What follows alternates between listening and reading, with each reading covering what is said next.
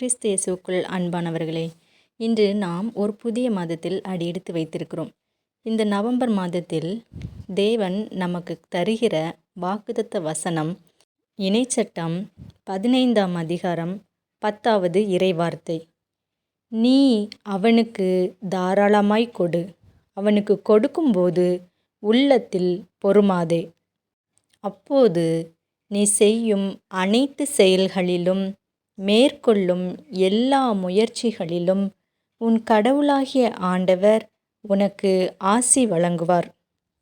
அன்பானவர்களே, இந்த வசனம் நமக்கு சொல்வது என்ன? நீ ஒருவருக்கு உதவி செய்யும்போது மனம் வருந்தாமல் கொடு. இதயபூர்வமாக செய்தால் நான் உன் எல்லா காரியங்களிலும் ஆசீர்வதிப்பேன் என்று இந்த வசனத்தின் மூலமாய் கடவுள் நமக்கு சொல்கிறார்.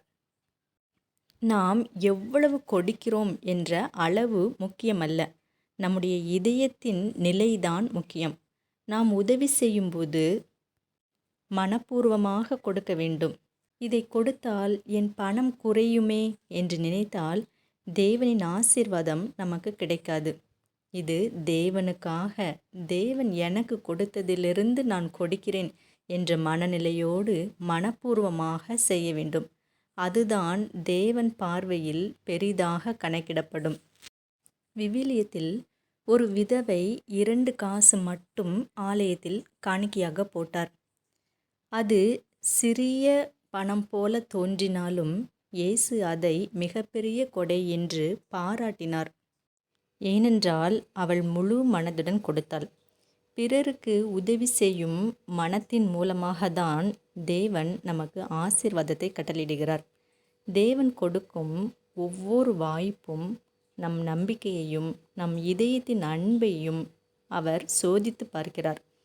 நாம் மகிழ்ச்சியுடன் நம்மிடத்தில் இருப்பதை நாம் பகிர்ந்து கொடுக்கும் பொழுது தேவன் நம் வேலையையும் வருமானத்தையும் நம் குடும்பத்தையும் ஆசீர்வதிக்கிறார். நாம் கொடுக்கும்போது மனம் வருத்தத்தோடு அல்ல, மனம் மகிழ்ந்து கொடுக்க வேண்டும். அப்பொழுதுதான் கர்த்தர் உன் கைகளினால் நீ செய்யும் எல்லா கிரியைகளையும் உன் வாழ்க்கையையும் ஆசீர்வதிப்பார். கொடுக்கும் மனம்தான் ஆசீர்வாத வாழ்க்கையின் திறவுகோல். இந்த வார்த்தைகள் உங்களை தொட்டால் லைக் பண்ணுங்க, மற்றவர்களும் பயனடைய ஷேர் பண்ணுங்க. தினமும் இந்த வீடியோ உங்களுக்கு கிடைக்க சப்ஸ்கிரைப் பண்ணுங்க.